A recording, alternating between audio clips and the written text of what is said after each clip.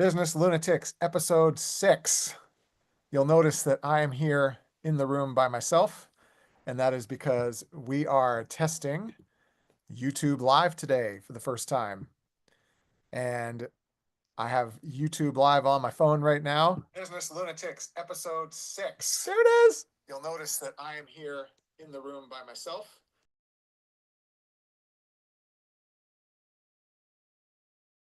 So I lowered the volume because, at least for 15 seconds, it's going to be a very uncomfortable loop of me talking, then it coming through here, then looping back into Zoom. But it's working. YouTube Live is working. So welcome, everybody. If you're joining us for the first time, this is Business Lunatics. This is a podcast where soon there will be 3 other entrepreneurs joining me on the line here. And we're going to be talking about all things business, top to bottom, the good, the bad, the ugly, the in-between, and how we are running our businesses on a day-to-day basis, how we deal with things that come up, our philosophies, our mindsets, the challenges we've had. For some of us have been doing this 40 plus years in business, and it's been a lot of fun. So welcome aboard. It's great to have you here. And as soon as everybody else joins us, we are going to continue this live stream. I'm going to put the screen dark for now and await for my guests to show up. But welcome, everybody.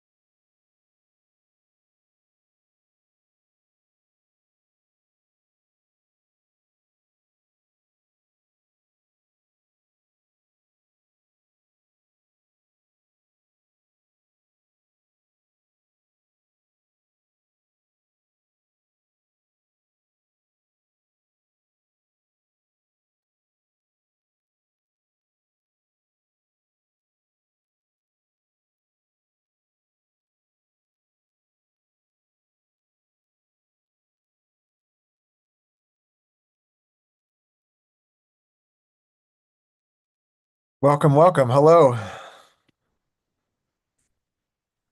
Okay, I think I'm on. You are. And Cool.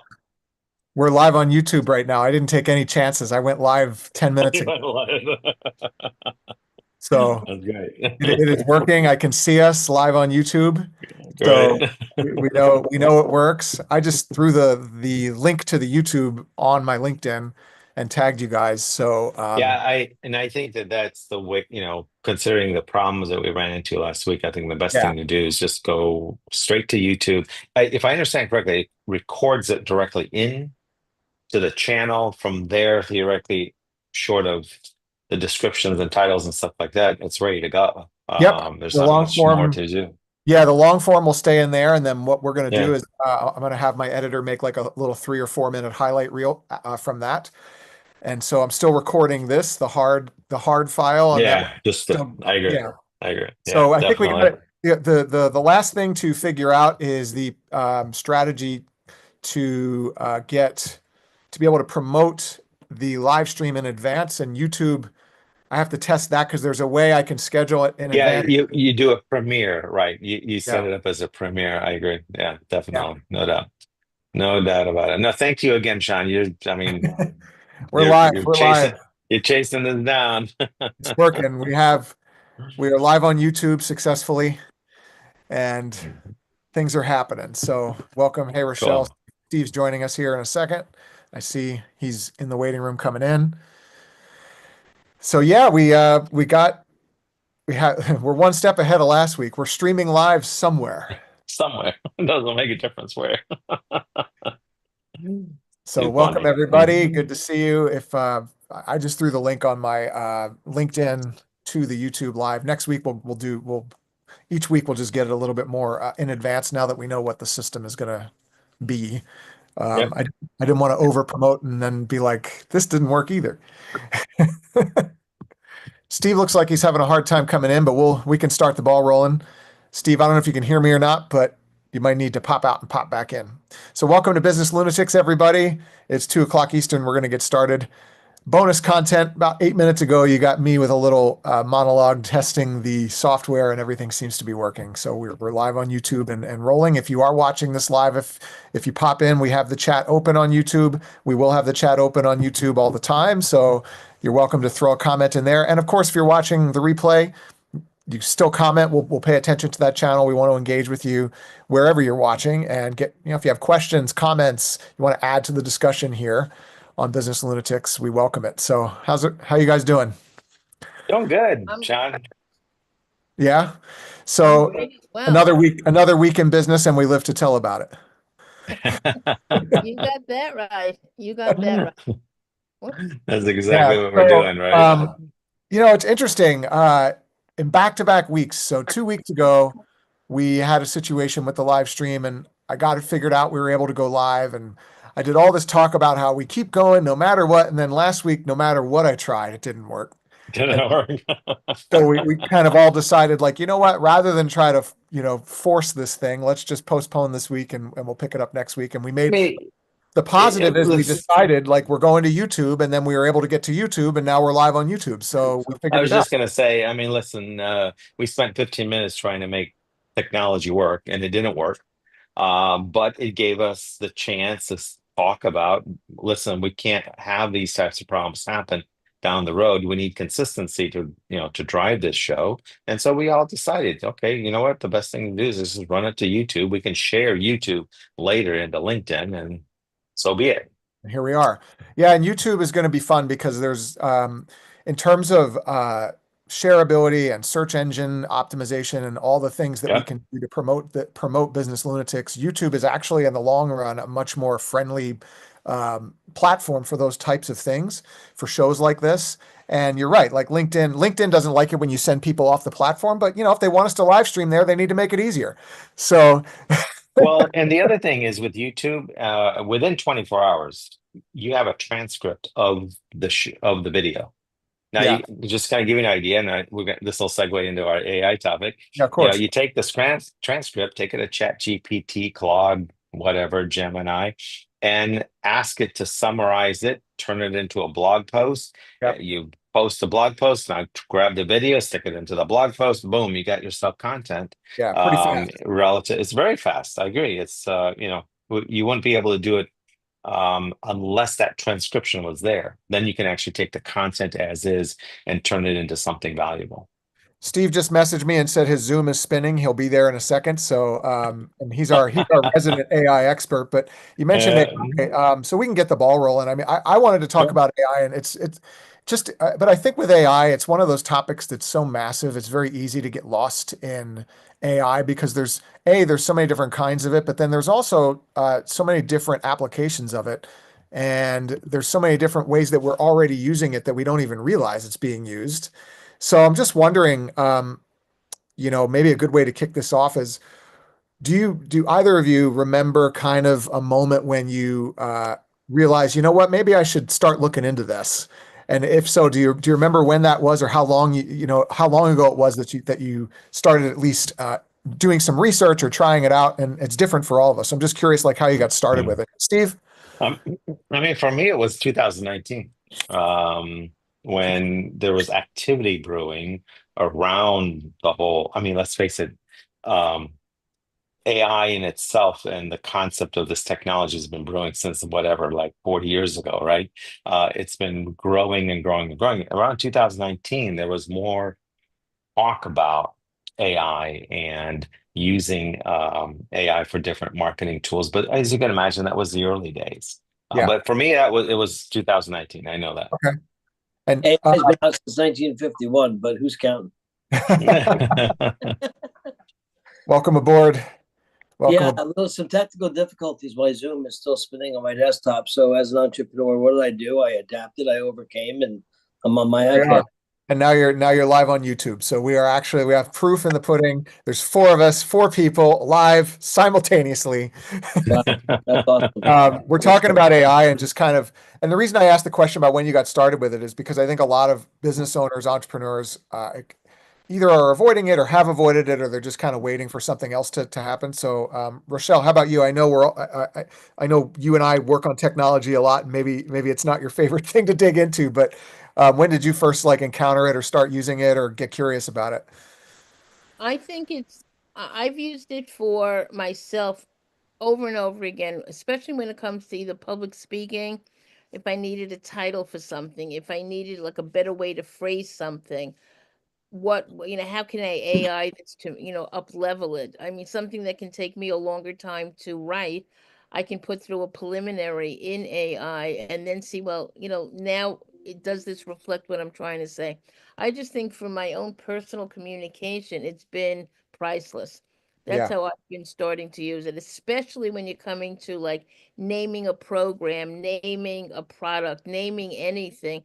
I think that it's been very, very helpful. Also from content, I mean, I use it as a like a base and then go from there. I don't use it as a cut and paste and therefore do it exactly as is because I think that can be dangerous. I don't know how accurate things are. I think it's becoming maybe more accurate, but in the beginning it wasn't 100%.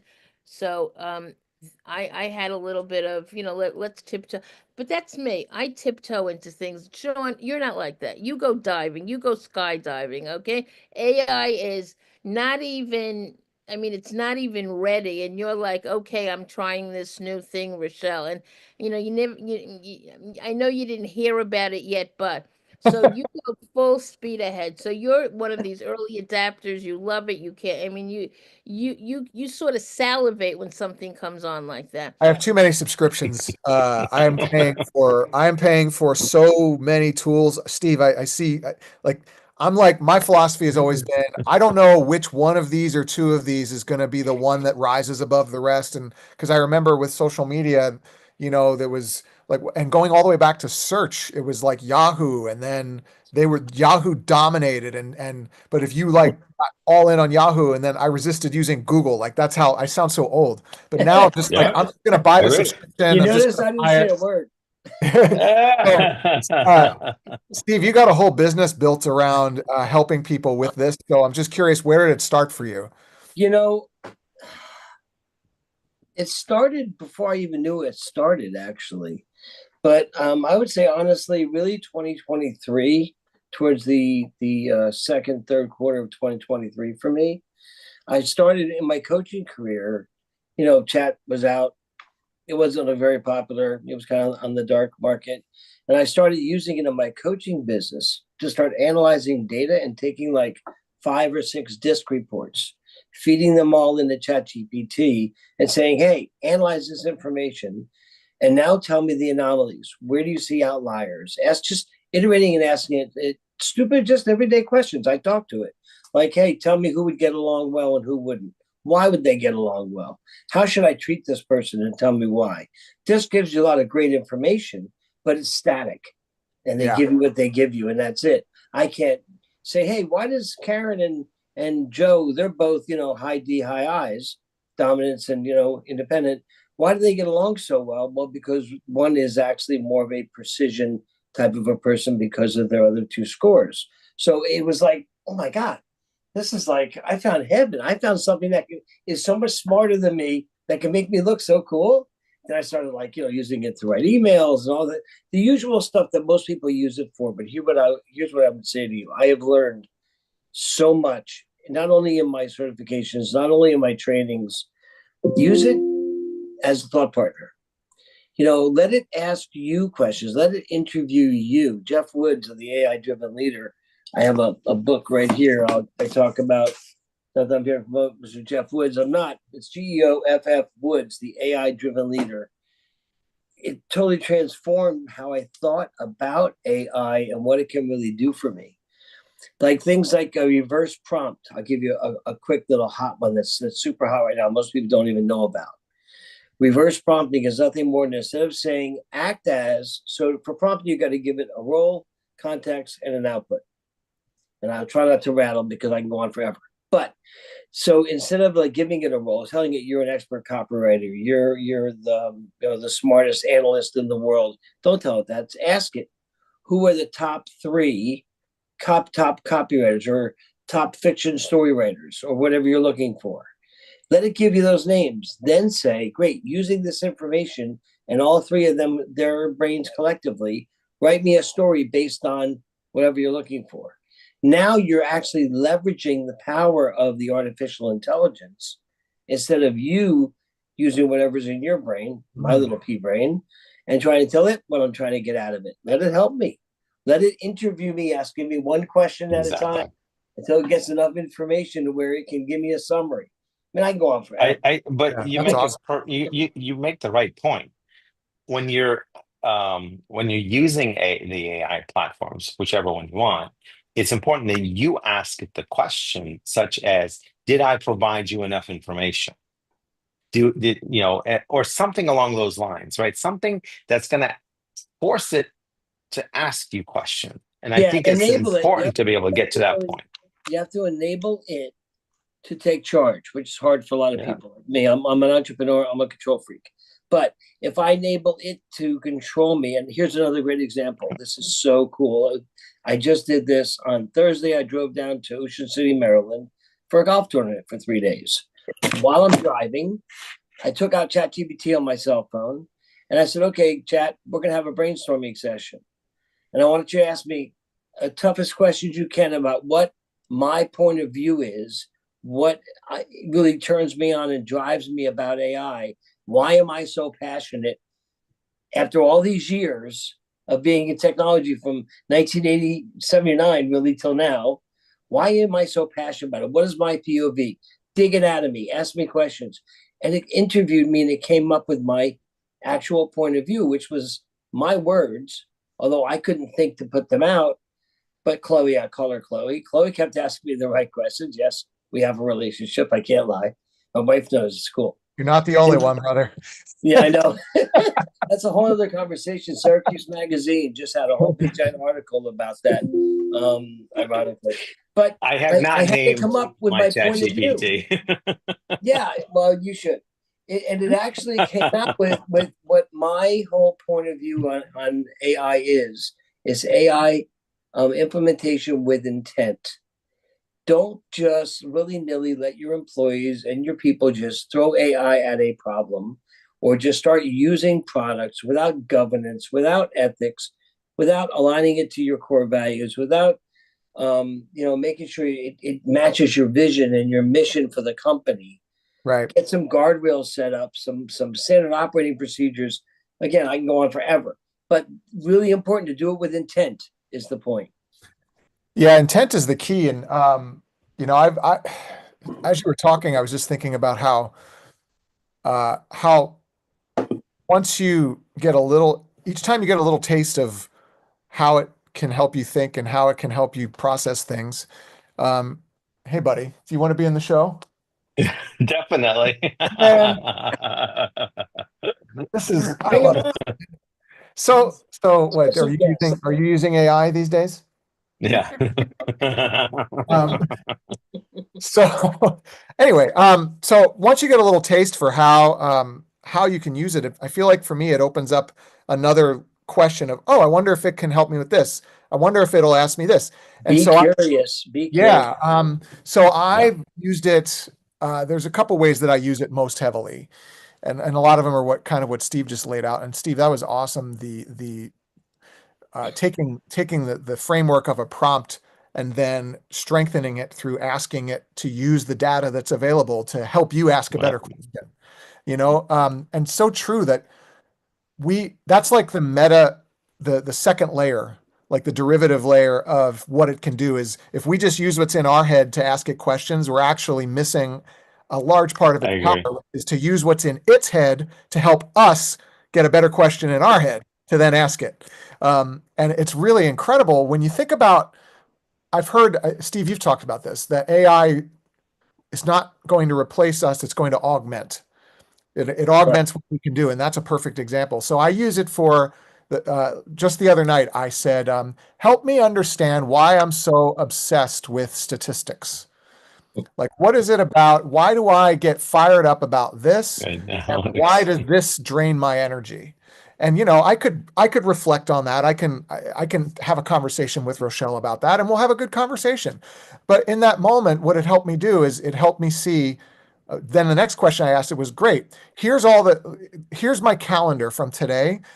How can I make this better for tomorrow so that I have more energy, not less, based on what you just found out? And it was like, well, you love game theory. Here's all the things within your role as chief revenue officer that apply to game theory. And here's all the things that probably suck your energy. And damn it, if that thing wasn't spot on, where I'm like, yeah, I hate that. I hate that. I hate that. I hate that. And so I was able to optimize my calendar based on inputs. So is that using it as a therapist, a companion? I don't know, business coach, all of the above. All But of the above. All All the about yeah, the above. I'll tell above. you I something agree. else. You could take a picture of your calendar or just take a screenshot of your calendar.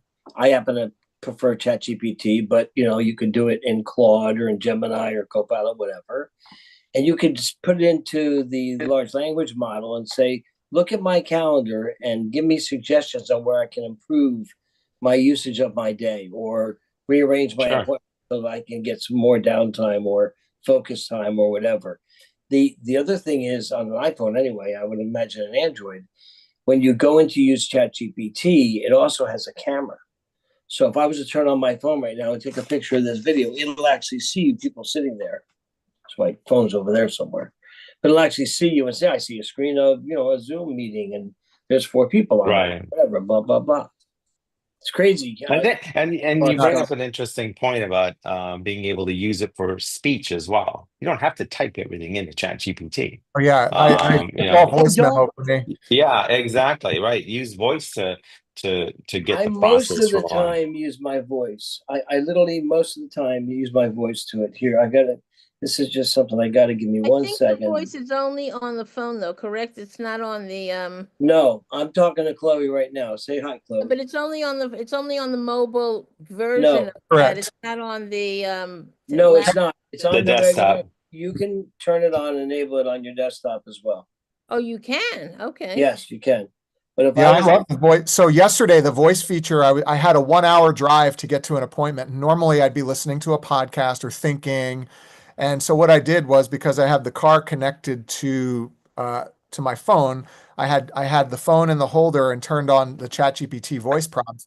And I was able to work out this pricing thing on an offer that I've been wrestling with. And I was like, okay, here's our cost to deliver this offer. Here's what we offered the client. Here's what they counter proposed us. I'm trying to find something that preserves a 62% margin, that delivers this, this, and this, and that keeps I gave it all of this context. The prompt must have been 6 minutes long. And, Sure.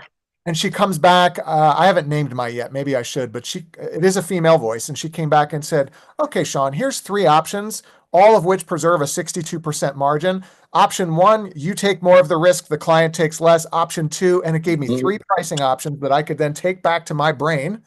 And all of that setup work would have probably taken me at least an hour, maybe 2, to just get to option 1, because it did all the math for me and it has all my financials. So it knows our profitability. The more you give Yeah. it, the better your output you're going to get out of it is. Blows my mind. I Yeah. mean, I've been using ChatGPT now for whatever, two plus years, right? The amount of information it has learned about me, the amount of information it has learned about my company, and in some cases, some of our clients. I mean, it's mind-boggling because it's able to refer back to work that we've done, pull it in, and it gets even better, just like you said, in terms of what this all looks like, right? I mean, it's amazing where this thing is going. And one thing I was going to mention from earlier, the origins of where we are today started with the artificial neural network, ANN, back in 1943, guys.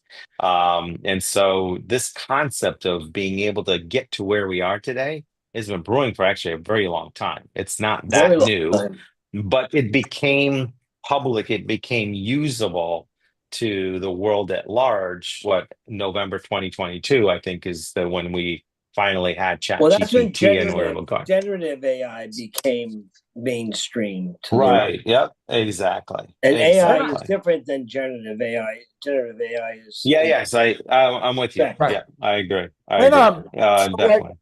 I'm just wondering, like, we all work with business owners. Everybody in this room works with business owners of some shape and size, right? So I'm just curious, Rochelle, I'll start with you because I want to get you and I talk about this a lot.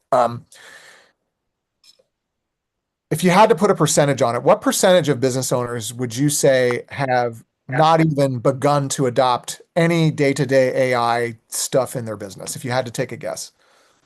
80%, if You not think, more. so most haven't, right? Most have. I think they put their toe in the water, maybe for a personal thing. I don't think they're really effectively using it to take the place of something. They might have tried something, but they still haven't used it that I would say they are weaving it into their corporate structure right now. They're still not using it in place of. They're not using it as, let's just say, as an executive assistant. You can say, like you say, Chloe's your best friend. She's your executive assistant. They have not taken that on at all. They haven't spent the time to have chat know them so that they would say, you know what, I'm a whatever I'm at. They haven't done anything in that regard. One of the biggest boy, did you ask the wrong person. One of the biggest problems that a lot of companies have is training. I mean, they all hate it. They hate training. So I said, you don't have to do it anymore. Just set up a GPT and let that be your trainer for the future. None of them, notice the word I used, none of them have taken the time to actually sit down and learn it and do it. I mean, not one. I'm not saying that none of them have. Yeah, you can use HeyGen to create an avatar. So at least None of them have. None of them have. So their chat doesn't know them. They might have used it like, an occasional here and there, but it is not integrated into their company's structure at all. At all. Now, they might occasionally do it for a particular something, but it's not subsidizing anything. It's not taking. So, for example, it's not, which I think is insane. It's not creating, let's say, a sales script. You've got this new client coming on board, and the guy's, whatever, he's cheap, he's this, but instead of you getting hysterical and crazy about it, you can put this through chat and say, how would you address this conversation so that whatever they haven't done that. Yeah. I mean, why don't you do that? I mean, I would say, like, my mother-in-law's an animal. How would how do I get by Thanksgiving? They don't do they haven't done it. So did they put a toe in the water and try something? Yes. But is it integrated? No. Did they Yeah. take one thing and say now chat is taking over something? No. Yeah.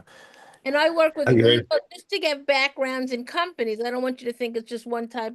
I mean, I'm not a specialist in one lane. I've got a background in a lot of companies. Legal are really, I mean, legal is afraid that if you don't put a comma in something that they look like idiots. So legal is resistant in who knows what.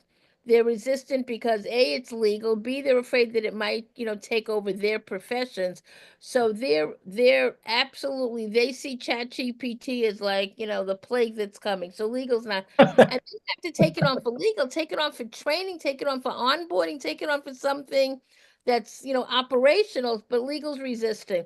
Then I have designer work. Designer work says they can't touch and feel a fabric. They don't know what I mean, there's definitely, when we're not comfortable with challenging our comfort zone, we will come up with every Oh yeah. imaginable excuse. And Right. in the moment, the excuse is valid, but you don't get your result. Yeah, So what I'm the saying is excuse can be true, but so what? Like the world's gonna do it. So Sean, save me for last because I want to hold the last I talk. I that was my plan. That was my plan. So what I'm saying is I don't see them integrating it yet. They'd like to, they think they'd like to, but they're not inching along. They're like crawling along. It's so that's my experience. I don't know if maybe if, and again I deal with smaller businesses. I'm not dealing with like, corporate 100, corporate Well, 500. that's a large part of the economy though. Like small business is a massive. Yeah, it's Majority 80% of of the the market. It's Yeah. 80% So of the market. Melih, what about you and your clients and the people you've seen? Yeah, I mean, and we work with the mid to large corporations, and I will tell you that it's the same boat. As a matter of fact, they're even harder to move the needle because in an organization, even if they have 50 people or 100 people, whatever even the smaller numbers that look like, they don't have the ability. They have not figured out how to integrate it into their operations, into their culture. I can tell you with clients that say that we have between 20 million and 100 million, one of the things that we've run into is that the owners are not involved in it either. And I'm right on, I agree with Rochelle on that in terms of 80% of them are not. And in some cases, they have their assistants using it. Which I don't know if that counts because the assistant usually is spread too thin, doesn't have time to really figure out how I'm going to, integrate this into my day. But yeah, I mean, as far as I'm concerned, here we are 2.5 years later when this thing has been out on the market, and it should have bigger integration or larger integration by more companies. And considering the fact that it can go fast too, right? AI agents, create a workflow, have them do all the work for you, right? Especially the mundane, routine tasks. But Rochelle said it well. Some of these people are they're not willing to change. And I think we've talked about my 4 A's of change before. But if they're not willing to change and not willing to accept the changes, and all they're doing is fretting, fussing, and fuming for no reason. It's an Yelling at the emotional cloud. it's an emotional response when the logic says this is the way you need to go. Get off my lawn. Get off my lawn, kid. Get out. Like Rochelle said, lawyers, for example, theoretically, if I was a lawyer, man, I would be all over this. It would help speed things Yeah. up Yeah. and figure out precedent and figure out cases and, you know, throw the book at it. Just like Research. don't hold back. Yeah. I've used ChatGPT to take an agreement between us and another company and ask it to give me the pros, the cons, and the recommendations. All day. In like, for example, is the agreement leaning heavily in one partner's direction versus another? Right? Right. Let's figure that out. What do we need to do to balance it, especially if it's a mutual non-disclosure agreement or a mutual, partnership agreement? Let's figure out how to balance it out. Give me the pros, the cons, and your recommendations, and then work through it. Yeah. For everyday regular stuff, I mean, It we use it. works. We use it. I mean, we're an HR company, and so I'm obsessed with this because I'm already assuming that we're out of business if I don't have not only an AI strategy, but if I don't make us basically a company that where AI is a central part of how we serve our clients and how we operate. And so I've gotten really good on the operational stuff, and there's always more Hmm. to do. And now I'm rolling it out piece by piece with client delivery because our clients are sitting on calls with our HR people, with our HR professionals with 30 years experience with ChatGPT open, fact checking us in real time. Now, even though ChatGPT is not 100% accurate up to date, in fact, I catch it with mistakes all the time. I'm sure we all do. But it doesn't matter. What matters is that our clients who are primarily tech companies also are giving it the legitimacy. And so if I show up as a consultant and I'm like, no, we don't really use that. You need the human touch. They're going to be like, cool, see ya. So now they're still using us. So what we've learned to do with it is, and what our philosophy is around it is we're embracing that our clients are embracing it. But by us showing that we are also embracing it as a business, even if in the short term it costs me some revenue because they don't need this extra service that maybe an AI has replaced, the credibility rises because they see that we're a forward-thinking Yeah. company that is like adopting change quickly, and it's creating longer-term revenue and stickier clients. So that's my approach, is like, even if I don't have it all figured out, if I'm demonstrating to the marketplace that we're like I just agree. doing this Yep. podcast is a perfect example of that. All of us, Yeah. right? Yeah. So, You know all right, what? I Steve, go totally ahead. Go ahead, Rochelle. Sorry, Rochelle if first, then you're Steve's gonna not if you're not at least demonstrating that you're doing something with AI, something. Yeah, I don't care. It does, and even if you're doing it wrong, it doesn't matter because we're all exploring it right now. I You're agree. just introducing yourself like the Flintstones and not the Jetsons. totally. So Excuse me, my name is Wilma Flintstone. I'm Ah, prehistoric. I am not up to trend. I'm going to resist every imaginable forward-thinking opportunity, and I'm out of date. That's Amen. exactly what you're saying. You're not introducing yourself that way verbally, but just by your actions, you're telling somebody you're out of, you're not current. Yep. You're, so my you know, client to me is because we're current, not that we're prehistoric. Yes. Michelle, let me answer his initial question first. I think the percentage of actual true adoption is closer to 2 to 5% amongst all companies of Yeah. actually using it. Whether they're utilizing it properly or not is another story. right. But I'd say it's closer to 2 to 5%. And I know for a fact, not only from my own findings and from my own research, that a lot of the CEOs and executives, they're just like deer in the headlights. Like, how do I do this? I don't know where to start. I mean, you got the big corporations have multi installations of the same software they're paying for in 6 different departments, and it's costing them a fortune. To all the way down to the small guy who's like, I don't know, do this. So I'll ask you to make a recipe for tonight. I'll take a picture with Chad of my refrigerator, and it can go in there and tell me what I can make that's under 600 calories. Great.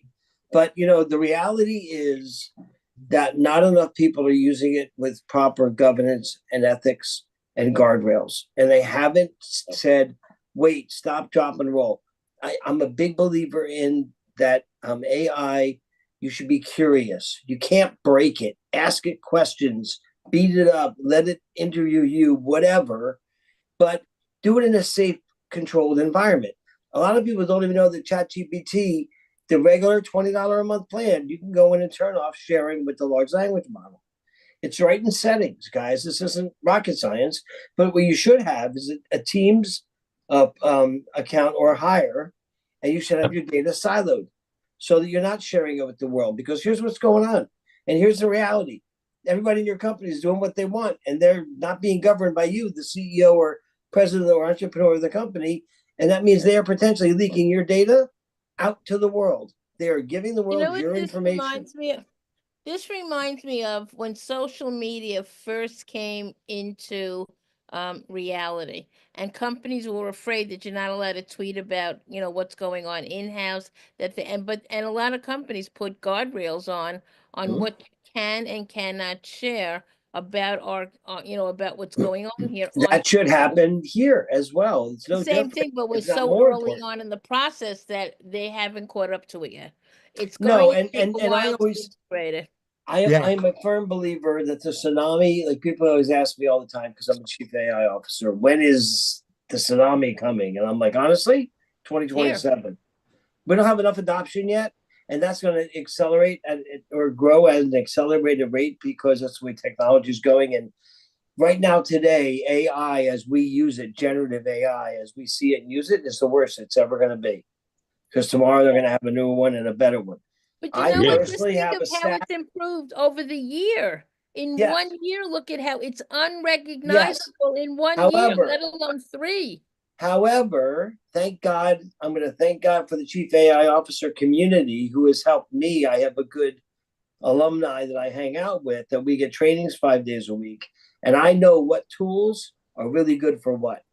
So I'll use HeyGen for video stuff. I'll use 11 Labs for voice or podcast, or if I want to take one of my blogs and turn it into a podcast with 16 different voices, I can have 16 different people read that podcast. But knowing the right tools to use, I think, is key. But none of that happens unless the owner of the organization goes, wait a minute, what do we need? Oh, I don't need to do voices. Well, why would I worry about 11 Labs or HeyGen or Synthesia or any of the other ones out there? You know what? I don't think I don't think 99% of companies know what AI can do. They hear a lot, but they don't have specifics. I think any of us really knows what it can do. I mean, the actual true extent, they have a lot less of a clue of the benefits, like a simple, leveraging it as a thought partner instead of asking it a question, Right. having it interview you. That alone is like a phenomenal mind shift. When you do that, reading the label from within inside the box is pretty cool when you think about it. Here's my question. I was How many companies are willing, top CEOs are willing to take the time to get educated on this so that they can learn how to implement? I think too many. no, And most not many. won't, and most shouldn't. They should hire, or they should find a champion within their organization, someone that's technically inclined and that gets it and knows their business. That should really be the champion, or quite honestly, work with the chief AI officer to be their fractional champion. Someone's got to own it, and it has to be. You have to have a strategy. Yeah.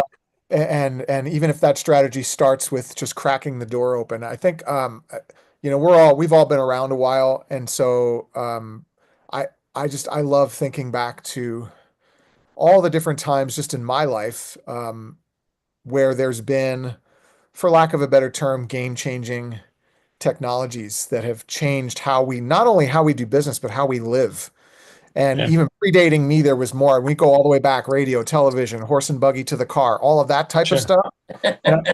Is anybody here when the car was invented? Is anybody that old? No. I don't No, think so. but I used to watch black and white TV. Okay, so Yeah, I agree. I mean, I know, like, another part of AI, like, we have a client right now. This is the other part this is a rabbit hole we're not going to go down today, but I'm just going to throw this out here because I think it's super relevant. We have a client that is it's a biotech company, and what they're doing with AI to test medications on human-like tissue, and how the AI is analyzing the actual data real time, and how those medications are interacting with human tissue without having to test on a single human being, and how quickly the AI learns from what it found to not only recommend adjustments, but to make those adjustments in real time in terms of dosage, concentration. And then I go, okay, I bring that up because I'm thinking, well, no, maybe we weren't alive when the car was invented, but with these kinds of biotech tools, maybe at some point we're going to, 140, 150 is not going to be out of the question. Look at assisted surgeries they have now. Yeah. Go ahead, Melih. I mean, what Rochelle said earlier, right? I mean, look at how much this thing has changed just in the last year. As a matter of fact, what you just mentioned, Sean, is an outgrowth of some of another subset of AI that's been growing and developing, and so on and so forth. And going back to something that Steve was mentioning earlier too, how do you get adoption? And the other day I was on a show. I was a presenter, and my suggestion was this for CEOs in particular, because this is the one item that they will be interested in. Okay, number one, go to ChatGPT and say, please provide me suggestions for, and then put in your product or your service.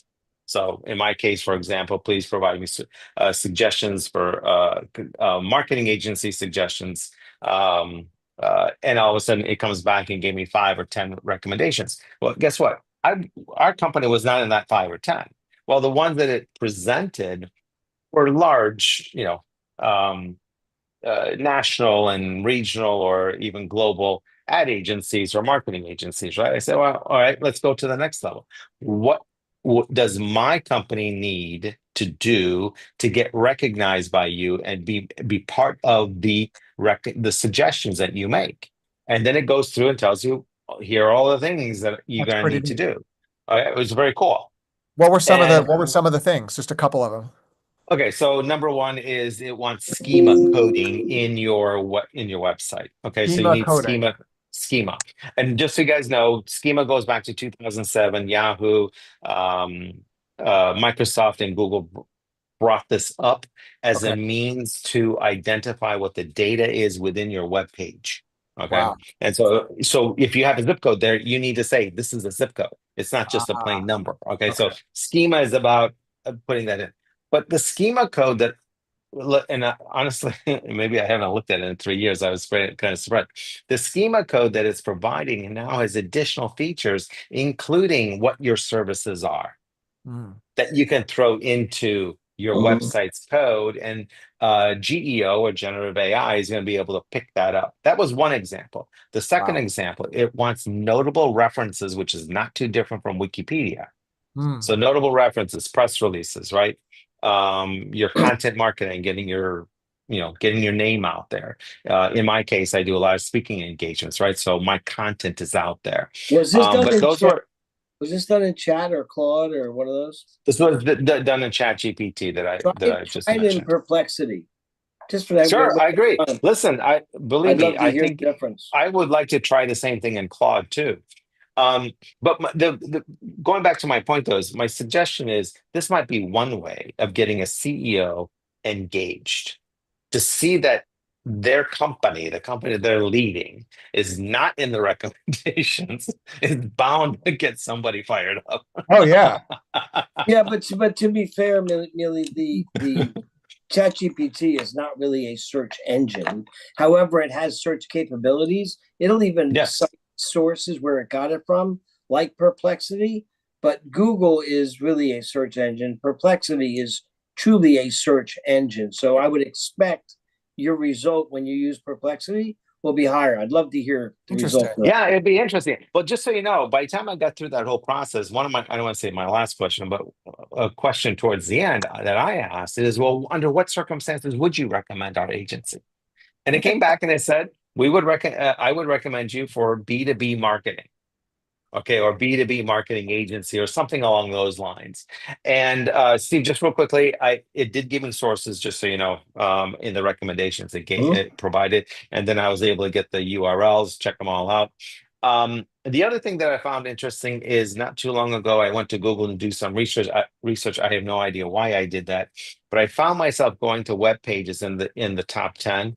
I'm like, why am I doing this? And the websites that I found were not what I was looking for, and it took me a lot of time to go back and forth between these websites. Because Whereas it's about when I the went to money. Who's paying the most money is who yeah, Google puts up and there. then so the reality, yeah, well, that's another issue. But then I went to ChatGPT and I get its recommendations, and I go to those pages, and they're more relevant than what I got out of Google, which is why Google's also chasing down Gemini now, right? So that's a whole nother story. Yeah. Gemini is But top.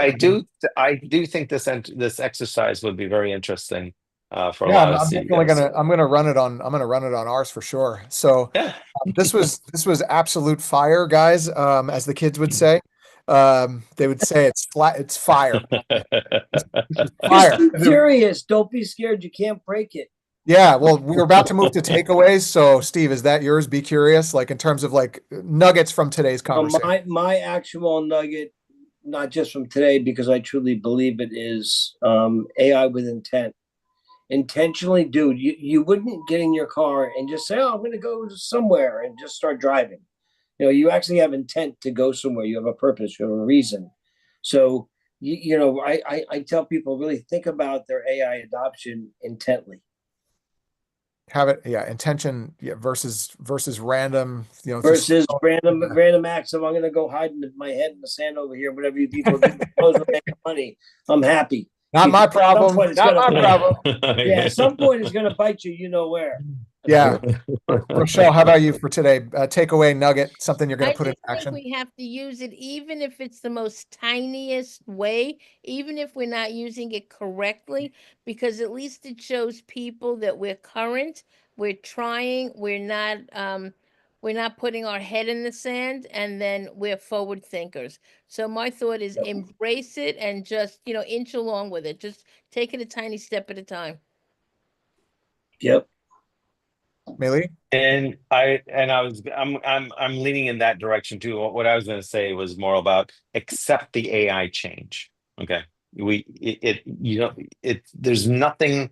You're not going to get anywhere by holding yourself back, allowing your emotions to hold yourself back. You're better off moving forward. That's the reality. Yeah, I mean, it's the genie's not going back in the bottle. Oh no. It is not even, and that's been the case with all of these technologies. I mean, Gary Vee talks about this a lot, where he talks about how we as humans have the audacity to think that our opinion matters in terms of what the world has already decided. Yes, there are ethical concerns, yes, all of that, but my takeaway is your opinion. I feel like this is the super.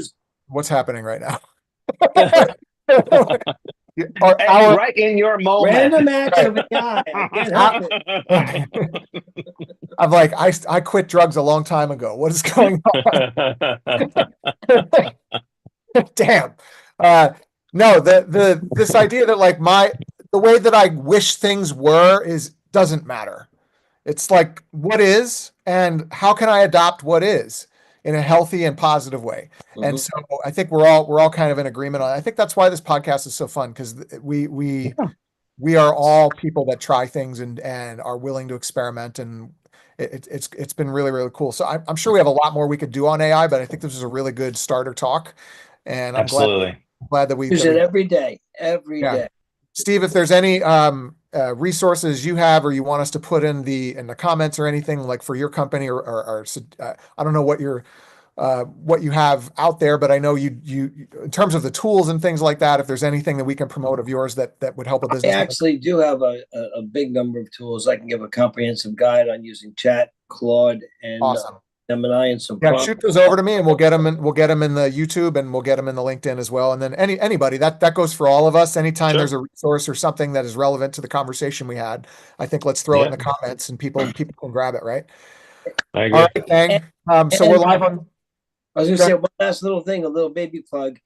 June 2nd, my new AI website goes live, so there'll be a lot more good stuff down the pike. So it'll have AI assessments on it. Ways to figure out where you are in your journey, all kinds of good information. Yeah, we'll definitely maybe. Well, let's touch on that in 2 weeks. Yeah, when we do the show in a couple of weeks, maybe we bring it up on screen and give a quick tour. That'd be awesome.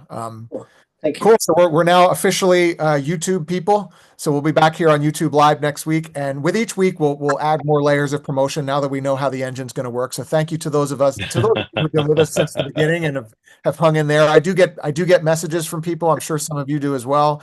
That cool. People watching. We had a few hundred impressions on each one of the shows so far. So someone's watching. So thank you, and we'll catch you back here next week on Business Lunatics. Good job, Sean. All right, thanks guys. Everybody. See you later. Talk to you later. Bye-bye.